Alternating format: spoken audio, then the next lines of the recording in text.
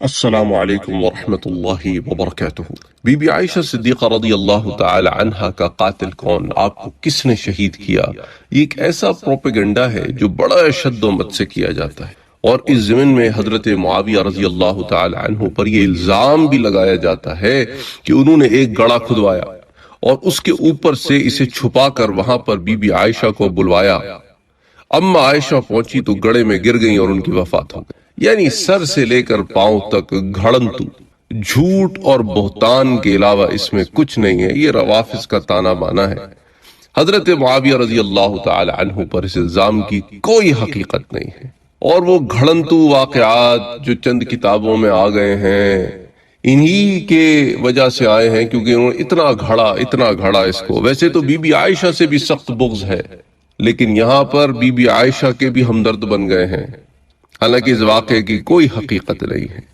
امام بخاری رحمت اللہ علیہ نے صحیح البخاری میں یہ حدیث آتی ہے، ابن ابی ملکیہ رحمت اللہ علیہ کہتے ہیں کہ عائشہ صدیقہ رضی اللہ تعالی عنہا کی وفات سے تھوڑی دیر پہلے، جبکہ وہ نزع کی حالت میں تھیں، ابن عباس نے ان کے پاس آنے کی اجازت چاہی۔ بی بی عائشہ نے کہا کہ مجھے ڈر ہے کہ کہیں وہ میری تعریف نہ کرنے لگے۔ کسی نے عرض کیا کہ رسول اکرم صلی اللہ علیہ وآلہ وسلم کے چچا زاد بھائی ہیں اور خود بھی عزت دار ہیں، اس لیے آپ کو اجازت دے دینی چاہیے۔ اس پر انہوں نے کہا پھر انہیں اندر بلا لو۔ ابن عباس نے ان سے پوچھا کہ آپ کس حال میں ہیں؟ اس پر انہوں نے فرمایا کہ اگر میں خدا کے نزدیک اچھی ہوں تو سب اچھا ہی ہے۔ اس پر ابن عباس نے کہا کہ انشاءاللہ آپ اچھی ہی رہیں گی، آپ حضور صلی اللہ علیہ وآلہ وسلم کی زوجہ مطہرہ ہیں، اور آپ کے سوا حضور صلی اللہ علیہ وآلہ وسلم نے کسی کنواری عورت سے نکاح نہیں فرمایا، اور آپ کی برات قرآن مجید میں آسمان سے نازل ہوئی۔ ابن عباس کے تشریف لے جانے کے بعد آپ کی خدمت میں ابن زبیر حاضر ہوئے، عبداللہ ابن زبیر۔ محترمہ نے ان سے فرمایا کہ ابھی ابن عباس آئے تھے اور میری تعریف کی، میں تو چاہتی ہوں کہ کاش میں ایک بھولی بصری گمنام ہوتی۔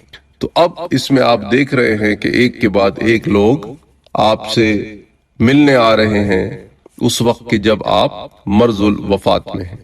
تو یہ جھوٹی اور بہتان والی جو بات ہے حضرت معاویہ پر، اس کے برعکس امام بخاری کی اس روایت سے پتہ چلتا ہے کہ اما عائشہ کی فطری وفات ہوئی، کیونکہ اگر گڑھے میں گر کر وفات ہو گئی ہوتی تو پھر وفات سے قبل لوگوں کی آمد و رفت کا سلسلہ نہ ہوتا، اسی طرح اجازت وغیرہ کا ذکر بھی نہیں ہوتا، اور آپ تو ماشاءاللہ باضابطہ بات فرما رہی ہیں، آپ کی اپنے گھر میں فطری طور پر وفات ہوئی۔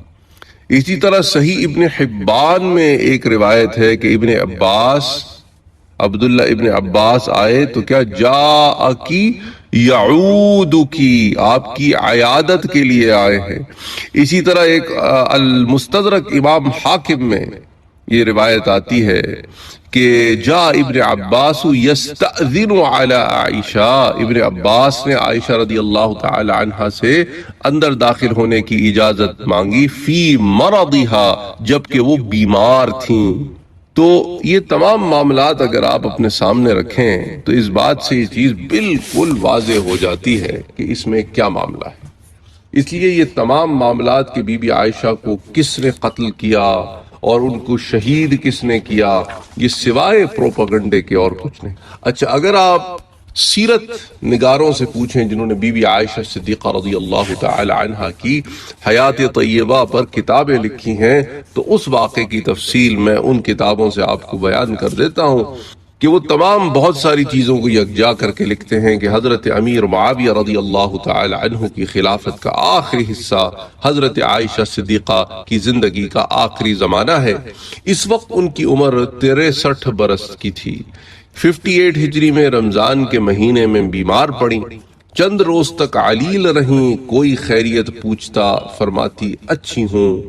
اسے طبقات ابن سعد میں نقل کیا گیا ہے۔ اچھا، اسی طرح طبقات ابن سعد کی ایک اور عبارت، جو لوگ عیادت کو آتے بشارت دیتی، فرماتی اے کاش میں پتھر ہوتی، اے کاش میں کسی جنگل کی جڑی بوٹی ہوتی۔ یہ جملے ہم نے صدیق اکبر کی زبان سے بھی سنے، اور یہ اس وجہ سے ہوتے ہیں کہ یہ وہ لوگ ہوتے ہیں جن میں تقوی کا معیار اتنا اعلیٰ ہوتا ہے، اتنا عرفہ ہوتا ہے کہ وہ اس بات سے بڑے پریشان ہوتے ہیں کہ ہم اپنے رب سے ملنے جا رہے ہیں، ہمارا رب ہم پہ رحم کرے۔ حضرت ابن عباس نے اجازت چاہی تو بی بی عائشہ کو تأمل ہوا کہ وہ آ کر تعریف نہ کرنے لگیں کیونکہ I am getting humble۔ بھانجوں نے سفارش کی تو اجازت دی۔ حضرت ابن عباس نے کہا آپ کا نام ازل سے ام المومنین ہے، آپ حضور کی سب سے محبوب بیوی تھیں، رفقا سے ملنے میں اب آپ کو اتنا ہی وقفہ باقی ہے کہ روح بدن سے پرواز کر جائے۔ خدا نے آپ ہی کے ذریعے تیمم کی اجازت فرمائی، آپ کی شان میں قرآن کی آیتیں نازل ہوئیں جو اب ہر محراب و مسجد میں شب و روز پڑھی جاتی ہیں۔ فرمایا ابن عباس مجھے اپنی تعریف سے معاف رکھو، مجھے یہ پسند تھا کہ میں معدوم محض ہوتی۔ اس روایت کا صرف پہلا ٹکڑا جو ہے وہ بخاری میں مناقب عائشہ صدیقہ رضی اللہ تعالی عنہ میں مذکور ہے، اور پھر اس کی اگر آپ کو اور زیادہ تفسیر چاہیے تو آپ سورہ نور کا مطالعہ فرمائیں، اور بڑی تفصیل کے ساتھ پھر اس کو مستدرک امام حاکم میں جو روایت یہ آئی ہے یہ شیخین کی شرط پر آئی ہے، امام بخاری اور امام مسلم کی شرائط پر امام حاکم نے اس روایت کو اپنے ہاں نقل کیا ہے، اور پھر امام احمد نے اس کو المستدرک میں بھی روایت کیا ہے پوری کی پوری یہ۔ اچھا، اسی طرح مرد الموت میں وصیت کی کہ اس حجرے میں حضور کے ساتھ مجھے دفن نہ کیجیو، میں نے ایک جرم کیا ہے، مجھے دیگر ازواج کے ساتھ جنت البقیع میں دفن کرنا۔ بخاری اور اسی طرح بخاری میں مختلف کتابوں میں اور پھر ابن سعد میں یہ تمام واقعہ بڑی تفصیل کے ساتھ آتا ہے۔ یعنی بی بی عائشہ صدیقہ رضی اللہ تعالی عنہا جو جنگ جمل کے لیے نکلی تھیں، حالانکہ آپ تو حج سے واپس آ رہی تھی، لیکن جو حالات پیدا ہوئے اور جنگ جمل ہو گئی تو ان کا اسی کی طرف اشارہ تھا، اور جنگ جمل کے بعد پھر ساری حیات وہ جو تھی اس کے اندر وہ اسی بات پر نالاں رہیں کہ میں کیوں نکلی، تو اسی کی طرف انہوں نے اس میں اشارہ کیا۔ اچھا، اور فرمایا اور رات ہی کو دفن کر دی جاؤ، صبح کا انتظار نہ کیا جائے۔ کسی نے عرض کی کہ آپ حضور کی زوجہ اور حضرت ابو بکر صدیق رضی اللہ تعالی عنہ کی بیٹی ہیں، اگر آپ ان کے ساتھ ہی دفن ہوتی تو بہتر تھا۔ فرمایا اگر ایسا ہو تو پچھلا عمل جاتا رہے اور نیا شروع کرو۔ تو بخاری میں اس کو روایت کیا گیا ہے، بلکہ اس کو یہ حصہ جو ہے وہ موطا امام محمد میں آتا ہے۔ اسی طرح 58 ہجری تھا اور رمضان کی 17 تاریخ 13 جون 678 عیسوی تھی کہ نماز وتر کے بعد شب کے وقت آپ نے وفات پائی، اور آپ کی وفات کا شور سن کر انصار اپنے گھروں سے نکل آئے۔ جنازے میں اتنا ہجوم تھا کہ لوگوں کا بیان ہے کہ رات کے وقت اتنا مجمع کبھی نہیں دیکھا گیا۔ بعض روایتوں میں ہے کہ عورتوں کا اژدہام دیکھ کر روز عید کے ہجوم کا دھوکہ ہوتا تھا۔ اسے ابن سعد نے طبقات ابن سعد میں نقل کیا۔ حضرت ام سلمہ نوحہ اور ماتم سن کر بولی عائشہ کے لیے جنت واجب ہے، یا نوحہ اور ماتم سے مراد وہ نوحہ اور ماتم نہیں ہے جو آپ یہاں پر اکثر مجلسوں میں سنتے دیکھتے ہیں۔ حضور اکرم صلی اللہ علیہ وآلہ وسلم نے تو اس سے منع فرمایا ہے۔ خیر، بہرحال حضور صلی اللہ علیہ وآلہ وسلم کی بہت پیاری بیوی تھی، یہ ام سلمہ کے الفاظ ہیں رضی اللہ تعالی عنہ، آپ بھی ام المومنین ہیں، یہ امام حاکم کی روایت ہے۔ اسی طرح المسند الطیلاسی میں ہے کہ انہوں نے کہا کہ خدا ان پر رحمت بھیجے کہ اپنے باپ کے سوا وہ آپ کو سب سے زیادہ محبوب تھی، یعنی آپ صلی اللہ علیہ وآلہ وسلم۔ تو المسند الطیلاسی میں یہ ام سلمہ رضی اللہ تعالی عنہ کی احادیث کے زمرے میں یہ بات آتی ہے۔ تو اس سے آپ کو کافی باتیں واضح ہو گئی ہوں گی، اتنی کثرت سے حدیث کی کتابیں ہیں اور درجہ صحیح کی روایتیں ہیں، پھر ہم ان گھڑنتو چیزوں کے پیچھے کیوں جائیں۔ حضرت ابو ہریرہ رضی اللہ تعالی عنہ ان دنوں مدینے کے قائم مقام حاکم تھے، انہوں نے جنازے کی نماز پڑھائی۔ قاسم بن محمد بن ابی بکر، عبداللہ بن عبد الرحمن بن ابی بکر، عبداللہ بن عتیق، عروہ بن زبیر اور عبداللہ ابن زبیر بھتیجوں اور بھانجوں نے قبر میں اتارا۔ یہ تمام واقعات امام حاکم کی مستدرک میں موجود ہیں۔ امام حاکم نے کثرت سے ان روایتوں کو ذکر کیا ہے، علی شرط صحیحین، بخاری اور مسلم کی شرائط پر۔ اس کی وجہ یہ ہے کہ امام حاکم کے زمانے میں بھی یہ چیز سامنے آئی ہو اور اس شد و مت کے ساتھ، تو انہوں نے ان تمام روایات کو جمع کر کے یہ بات ثابت کر دی کہ یہ جھوٹ ہے حضرت معاویہ پر۔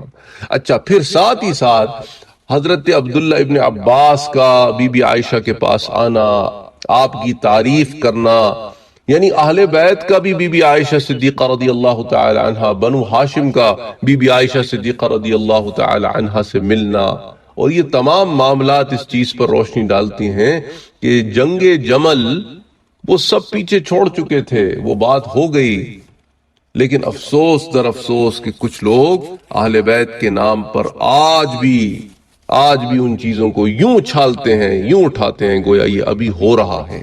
اللہ اکبر۔ اور حسب وصیت جنت البقیع میں آپ کو دفن کیا گیا۔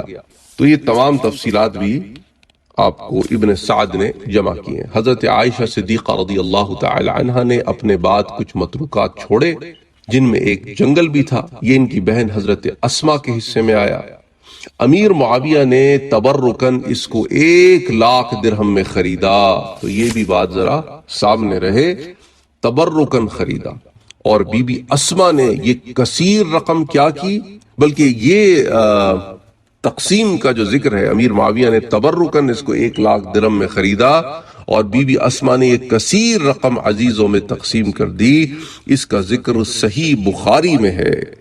اللہ اکبر۔ تو درجہ صحیح کی یہ روایات ہیں، یہ بڑی اعلیٰ درجے کی باتیں میں نے آپ کو بتائی ہیں، تاکہ وہ لوگ جن کے ذہنوں میں یہ اشکال ہیں وہ چھٹ جائیں کہ معاذ اللہ صحابہ کرام نے اس حد تک چلے گئے، اور یہ حضرت امیر معاویہ پر ایک شدید سخت بہتان ہے، اور جو آج بھی باندھتے ہیں وہ توبہ کریں۔ اللہم صلی وسلم وبارک علی سیدنا و حبیبنا و شفیعنا محمد صلی اللہ علیہ وسلم۔